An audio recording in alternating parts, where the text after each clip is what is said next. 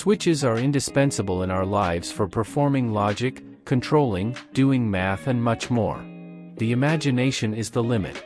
Check out part 1 for a preamble on switching. The focus here is applying switches in telephone exchanges. Initially, operators used cords to switch colors. Plugging a cord into a jack was a form of selective switching, one choice from thousands of possibilities. By 1920, there were 180,000 operators in North America. It took 15 minutes to set up a long-distance call. It was time for a change. The shift to the dial exchange posed significant engineering challenges. Before the Internet, before the transistor, and before the vacuum tube, electromechanical switching was the only game in town. So, what approach works best to connect any dial phone to any other phone worldwide? This was uncharted territory, and designers had few examples to guide them. As with many thorny problems, use the divide and conquer approach. Start small, and find ways to expand later. So, what does starting small look like? Here is a bare-bones model telephone exchange supporting only 4 subscribers. It's ideal for explaining the basics. This simple system can be expanded to serve thousands of subscribers. With exchange internetworking, the world's the limit. Vital, in any electromechanical telephone system, is a method for subscribers to enter the desired number. Several primitive methods existed before Alexander Keith invented the modern dial in 1898. This idea jump-started exchange innovations. Here is the dial's mechanism. If a 10 is dialed, the apparatus interrupts the line current 10 times, with regulated pulse spacing. As the cam rotates, it opens and closes the indicated switch 10 times. Pulses on the subscriber's line are received at the exchange and used to direct the call's progress. Importantly, the essentials of this model are shared among other variations not described here. However, are the concepts being overly simplified? Not for the purpose of showing the central role of the talking path switch. Of course, real systems are much larger and more complex. But that's a story for another day. It's time to make a call. The caller will dial subscriber 3. The process starts by going off hook.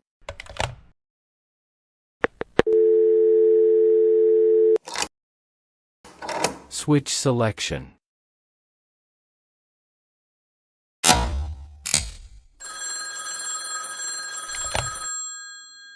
Hello, this is Nina. From 1890 until the late 1960s, there were many innovations in call control and switching methods.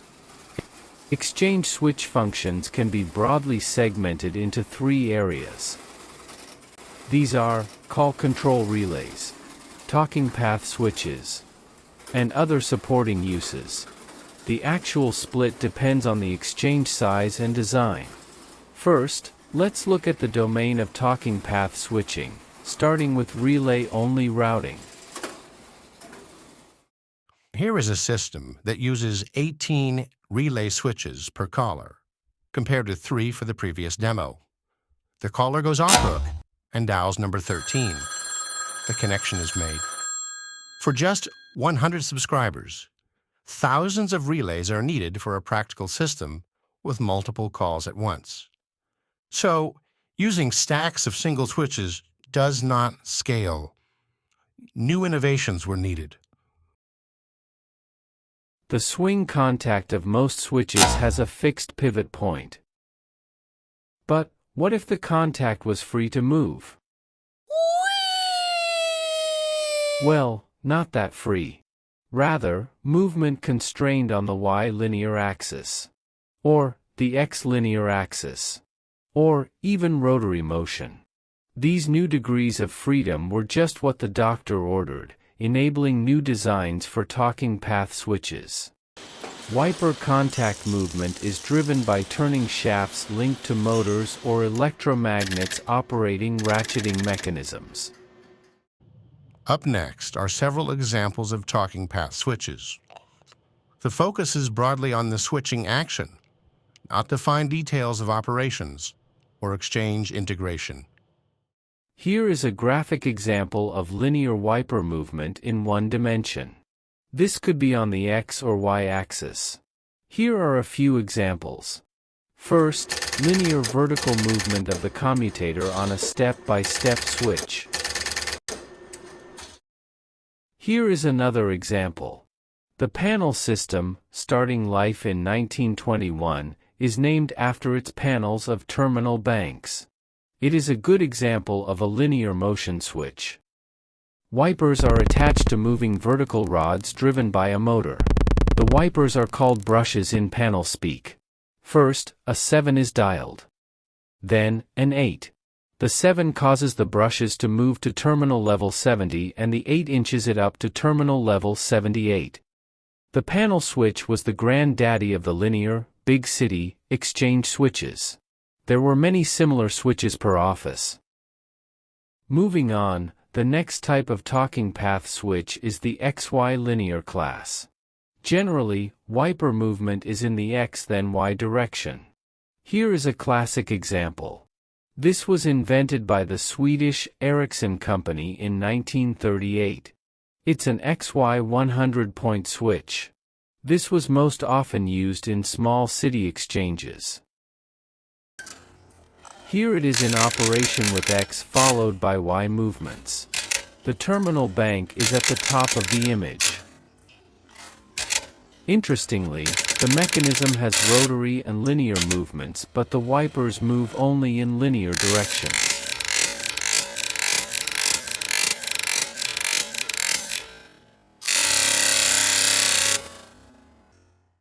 Another important class is the rotary motion switch.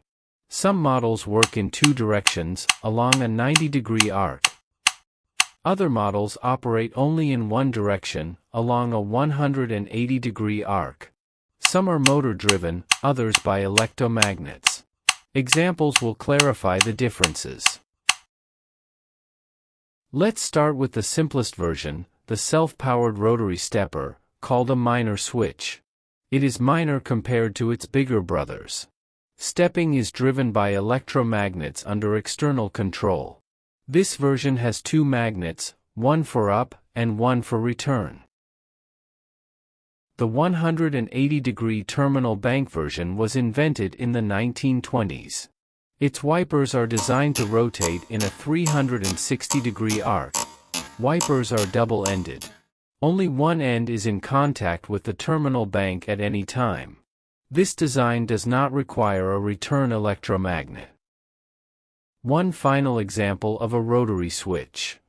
This version became world famous and was designed for metro exchanges. In 1914, the Western Electric Company introduced a big city version of the rotary stepper switch. Take in the grandeur of this system. It's an electromechanical wonder. It was named the 7A rotary system. These elements are from a working demonstration exchange in Christchurch, New Zealand. Notice the motor-driven shafts and gears. Each switch has a semicircular terminal bank and a revolving carriage of wipers. Its closest cousin was the panel exchange in terms of complexity and function. The switches are powered by only a few motors. Drive power is distributed to the switches via shafts, gears, and electromechanical clutches. Here we see rotary line finder switches searching for a new off-hook subscriber. Let's see a rotary final selector respond to the last dialed digit. The wiper carriage rotates to the called telephone's terminals. The phone rings. After hang-up, the carriage returns to its home position, ready for another call. So far, we have seen three classes of talking path switches. First, with linear wiper movement only. Then, the XY switch with 2 degrees of linear motion. The third class is pure rotary, with the motor-driven 7A system a prime example. Next, a switch class with linear and rotary wiper motion. Interestingly, this class was invented first. Almond Stroger received a patent for the switch in 1891. A spin-off of the patented device was used in the world's first automatic exchange. In his patent, Stroger describes a fixed bank of terminals with wipers having both linear and rotary motion. This version has been iterated and improved countless times. In a sense, all classes of talking path switches are descendants. Let's see some examples. Alexander Keith made major improvements to Stroger's first design. His adaptation was often called a step-by-step switch. Notice the linear and rotary motion ratchets.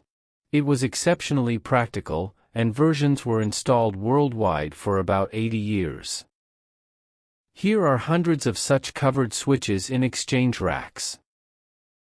A switch with its dust cover removed. Notice the control relays, stepping mechanism, wipers, and banks. The switch will respond to a dialed 4, then a 9. The wipers will go up 4 levels, then rotate 9 positions. The talking path connection is now established. Here is the mechanism ratcheting the wipers up 4 levels, and across 9 positions. Let's see that again in slow motion.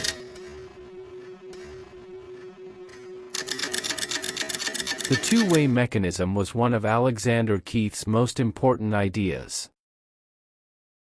Another example of this class is the 500-point selector switch. It was developed in Sweden by L.M. Ericsson in collaboration with Axel Haltman.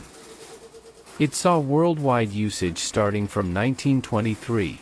It was sometimes called a pancake switch because of its flat nature. It had detached terminal frames, or contact banks. The central portion of the mechanism rotates the wiper arm and extends it into one of 25 terminal frames. It is motor-driven, in similar fashion to the panel and 7A rotary talking path switches. There are 500 total contact positions, accessed using a combination of rotary and linear wiper movements. Here is a working talking path switch configured in a demo system. There is no central large motor. Rather, there is a substitute, small motor, in yellow. The single, hand-built, terminal frame has 20 stops. There are 3 contacts per stop. In a real system, there would be 25 frames. Let's see it rotate and move linearly to position 13 on the terminal frame 19.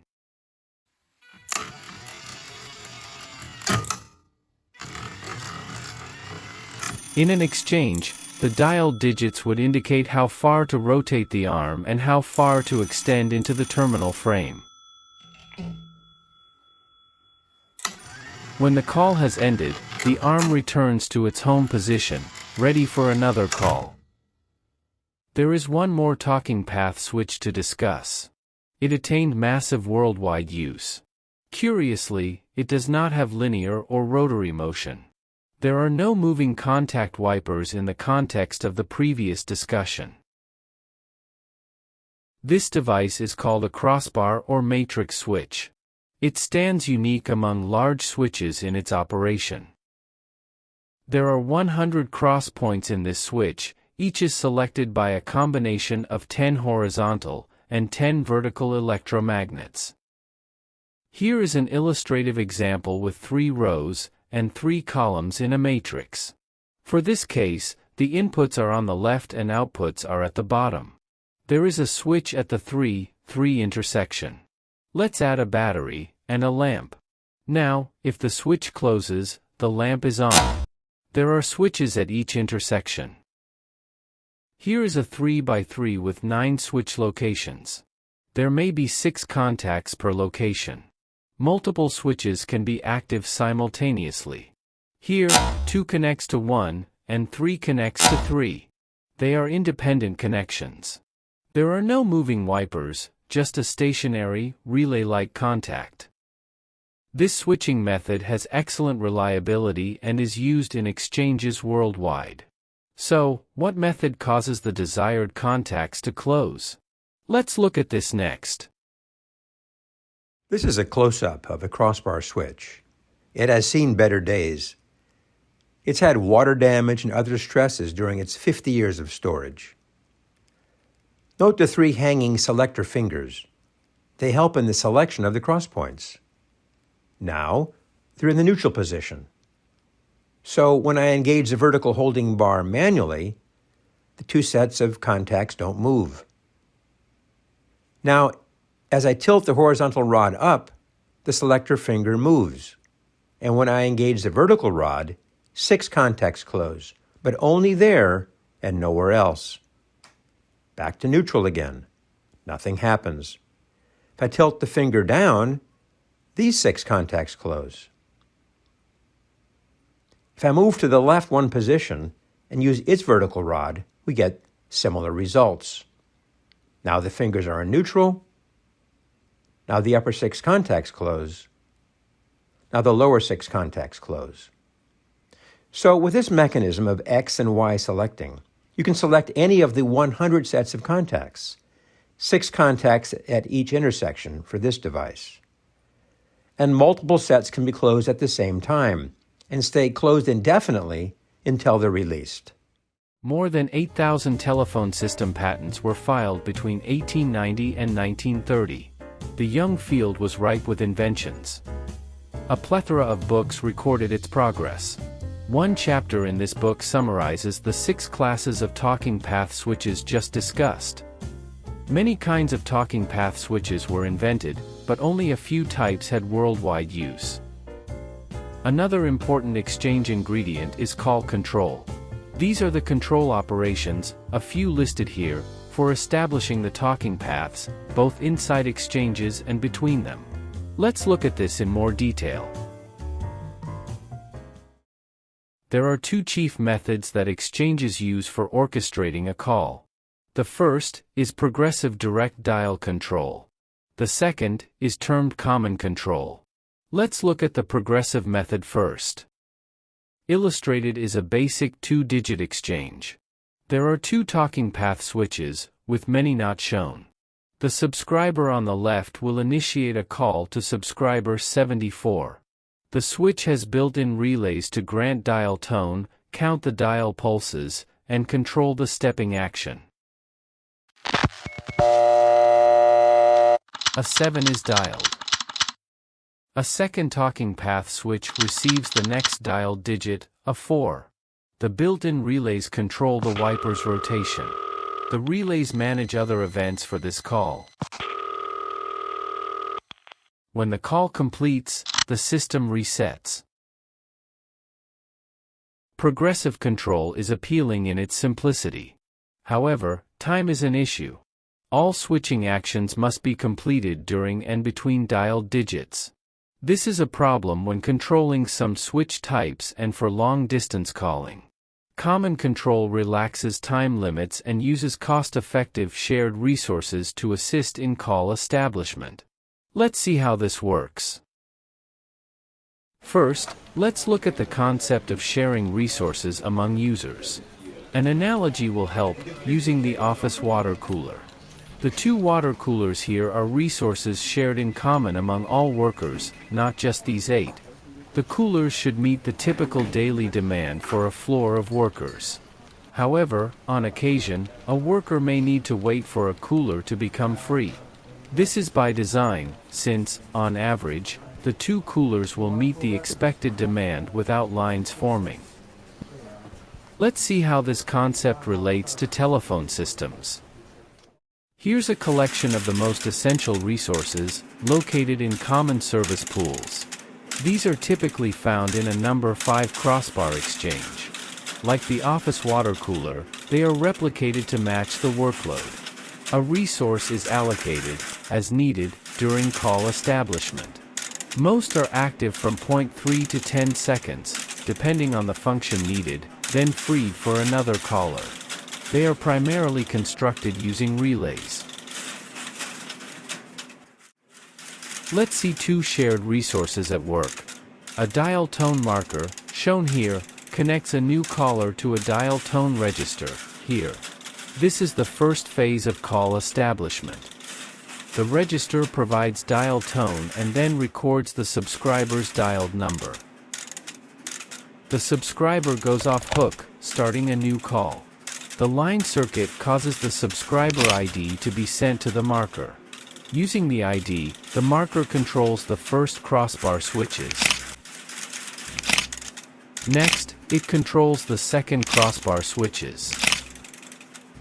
The register is seized and provides dial tone. The marker is released, free to service a new caller. In a real system, it's only in use for about 0.4 seconds. Markers are complex, some with up to 1,500 relays. Shown here are only 4 cross points inside 2 large fabrics of many hundreds of switches. Creating the route through the fabrics is a tall order.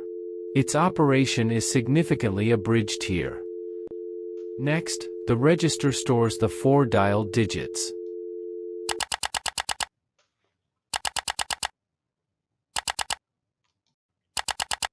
The register sends the recorded digits to another component, not shown, and the call process continues. The register is returned to the common resource pool. The example just described demonstrated only one phase of call establishment. There are more steps to complete a call, but not explained here. Importantly, the talking path switching action occurs asynchronously from the dialing time. Bottom line, making a call uses common control apparatus momentarily, then returns it to the shared pool. This method proved effective, for many reasons, and was used by different exchange types worldwide for over 60 years.